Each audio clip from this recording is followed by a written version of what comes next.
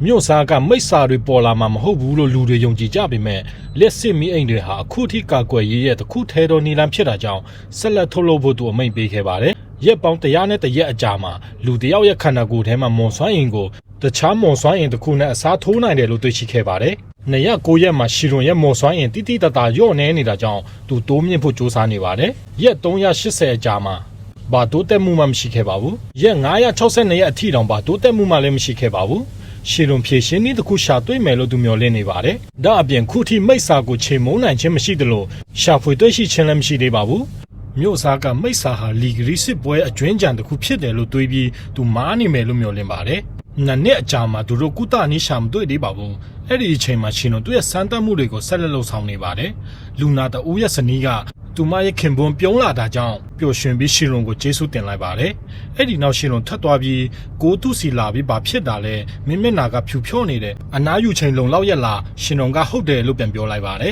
။ငါအနားယူတယ်စားတယ်ကောင်းကောင်းအိတ်တယ်ဒါပေမဲ့သူလိန်နေပုံရတာကြောင့်ကိုကသူ့ကိုဒီအချင်းနေရဲ့ဝန်ထုံးဝန်ပိုးကိုတယောက်တည်းမထမ်းပါနဲ့မင်းအခုထိကောင်းကောင်းလုပ်နေပါတယ်လို့ပြောလိုက်ပါတယ်။ရှင်လွန်ကသူ့ကိုမင်းပါလုပ်နေတာလဲယွန်စရာကောင်းတယ်လို့ပြောတော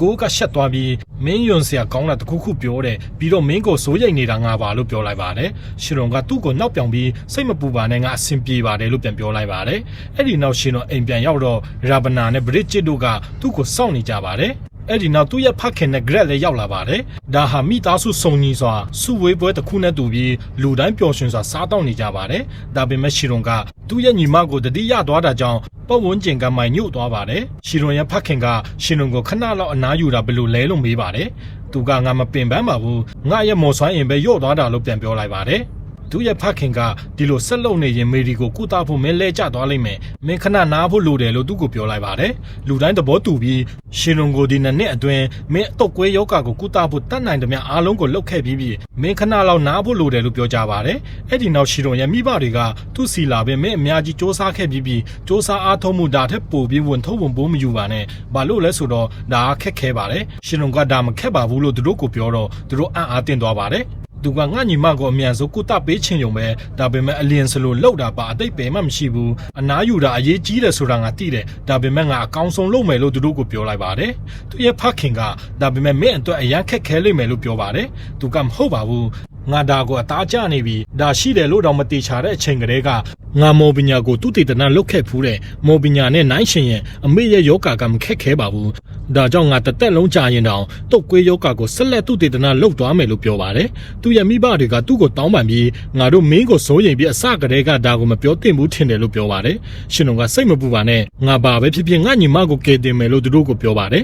်ဒါကအဲ့ဒီမှာရှိနေတဲ့လူတိုင်းကိုပျော်ရွှင်စေခဲ့ပါတယ်အဲ့ဒီနောက်ရှင်တော်သူ့ရဲ့ညီမစီကိုတွားပြီးသူမနဲ့အတူထိုင်နေတုန်းပဒင်းပေါက်ကနေတောက်ပတဲ့အနီရောင်အလင်းတန်းတစ်ခုပေါ်လာတာကိုတွေ့လိုက်ရပါတယ်သူအဲ့ဒီအကြောင်းကိုမြို့စားကိုတော့ပြောချင်ပြီးရိုကသူမလည်းလိုက်သွားမယ်လို့ပြောပါတယ်ဒီအလင်းတန်းကလူတိုင်းတုတ်ကွေးယောဂခံစားခဲ့ရတဲ့နေ့ကမြင်ခဲ့တဲ့အလင်းတန်းနဲ့တူတူပဲအဲ့ဒီနောက်မိုးကောင်းကင်မှာမော်နဲ့တူတဲ့မိတ်စာတွေအများကြီးကိုတွေ့ရပြီးအချင်းတွေကအရန်အန်တွေအများပုံရပါတယ်အဲ့ဒီနောက်ရှင်တို့မြို့ထဲမှာပြေးသွားရင်ဘာလို့သူတို့အခုမှရောက်လာတာလဲပြီးတော့သူတို့ဘာတွေစီစဉ်နေကြတာလဲလို့သူ့ကိုယ်သူတွေးနေပါတယ်သူ့ရှေ့မှာတတိမထားမိပဲဘာမှမမြင်တဲ့စစ်သား2ယောက်လမ်းလျှောက်နေပါတယ်သူတို့လမ်းလျှောက်နေတော့ရုတ်တရက်မိတ်စာတကောင်သူတို့ရှေ့မှာပေါ်လာတာကြောင့်ရှင်တော်အော်ဟစ်လိုက်ပါတယ်စစ်သားတွေကအားတင်သွားပြီးမိတ်စာပဲမှာလဲမင်းဘာတွေပြောနေတာလဲကောင်လေးရှင်တော်ကမြန်မြန်ဆန်ဆန်နဲ့အဲ့ဒါကိုခြေမုံဖို့ပြေးသွားခဲ့ပါတယ်မိတ်စာကိုနှိမ်နှင်းပြီးတဲ့နောက်အဆောင်တွေကအဲ့ဒါကိုမြင်ပြီးအားတကြီးနဲ့ဒီမိတ်စာတွေဘက်ကရောက်လာတာလဲလို့အော်ဟစ်ကြပါတယ်ရှင်တော်ကအခုမြို့ခံတွေအားလုံးအန်ဒီရရှိနေပြီလို့တွေးနေပါတယ်သူမြို့စားစီအရာအားလုံးကိုပြောပြတော့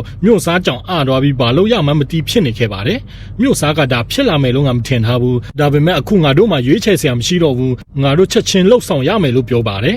်သူကအဆောင်တွေကိုလက်ဆင့်မီအိမ်တွေကိုချက်ချင်းတုံးဖို့နဲ့ကာကွယ်ရေးတပ်ဖွဲ့တွေကိုစုစည်းပြီးအဲ့ဒီမီအိမ်တွေတပ်ဆင်ပေးဖို့အမိန့်ပေးခဲ့ပါတယ်မြို့စားကသူ့ကိုယုံကြည်ပြီးလိုအပ်တဲ့အစီအမံတွေလှုပ်ဆောင်ခဲ့တာကြောင့်ရှင်လွန်တက်တာရသွားပါတယ်။အဲ့ဒီနောက်ရှင်လွန်ကမြို့စားကိုသူလည်းကူညီဖို့တွားမယ်လို့ပြောပေမဲ့မြို့စားကသူ့ရဲ့လုံခြုံရေးအတွက်စိုးရိမ်ပြီးတွန့်ဆုတ်နေခဲ့ပါတယ်။ရှင်လွန်ကမိအိမ်တွေတက်တက်နဲ့မိတ်စာတွေကိုတားဆီးဖို့မလုံလောက်ဘူးလို့ပြောပြီးမြို့စားကသဘောတူခဲ့ပါတယ်။ သူကရှင်တော်ကိုအဆောင်တွေနဲ့ပူးပေါင်းပြောခဲ့ပါတယ်ရှင်တော်ရောက်လာတဲ့အခါအဆောင်တပ်ရဲ့ကပတိန်ကမြို့စားသူရဲ့အလုတ်ကိုဝင်ရောက်ဆွတ်ဖက်ပြီးရှင်တော်ကိုယူနစ်ရဲ့ခေါင်းဆောင်အဖြစ်ခန့်အပ်လိုက်တာကြောင့်ဒေါသထွက်နေပါတယ်စစ်သားတွေလည်းမြို့စားကသူ့ရဲ့မိုက်မဲတဲ့ဆုံးဖြတ်ချက်နဲ့ဒီအတုံးမဝင်တဲ့လက်စစ်မီးအိမ်တွေကိုတုံးခိုင်းနေတယ်လို့ညှဉ်းညူနေကြပါတယ်ယူနစ်ခေါင်းဆောင်ကမြို့စားကမရှိတဲ့အရာတွေကိုစိတ်ကူးယဉ်နေတဲ့အထူးတစ်ဖြစ်သူတို့ကိုတိုက်ခိုက်ခိုင်းတဲ့ဒီမိစ္ဆာလိုမျိုးလို့ပြောပါတယ်ရှင်တော်ကသူ့ကိုအဲ့ဒီမိစ္ဆာကတကယ်ရှိတယ်လို့ပြန်ပြောလိုက်ပါတယ်အဲ့ဒီအချိန်မှာရဗနာရောက်လာပြီးငါရဲ့တပ်သားတွေဘယ်မှာတပ်ဆွဲရမလဲ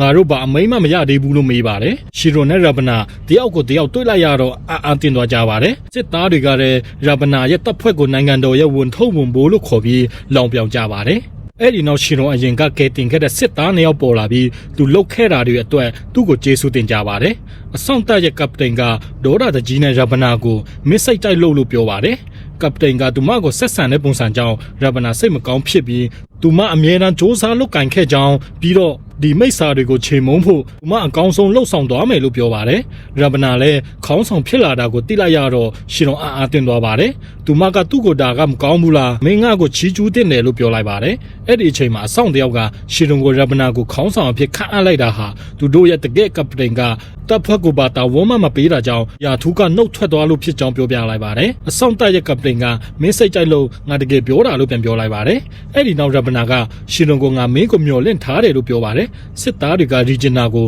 ကပလင်အခုငါတို့ဘာလို့တင့်တယ်လို့မေးလိုက်ကြပါတယ်ရီဂျင်နာရှုပ်ထွေးသွားပြီးဘာပြောရမှန်းတော့မသိတော့ပါဘူးပြီးတော့ရှင်တော်အဲ့ဒီအချိန်တွေကြောင့်အာတင်သွားပါတယ်တစ်ချိန်တည်းမှာပဲမေရီရဲ့မိခင်နဲ့ရို့တို့ကသူမနဲ့အတူထိုင်နေပြီးသူမကိုနစ်သိပ်ဖို့ကြိုးစားနေကြပါတယ်ရို့ကမေရီနဲ့မိခင်ကိုစိတ်အေးထားပြီးစိတ်မပူပါနဲ့မေရီကောင်းသွားမှာပါလို့အားပေးလိုက်ပါတယ်မေရီရဲ့မိခင်က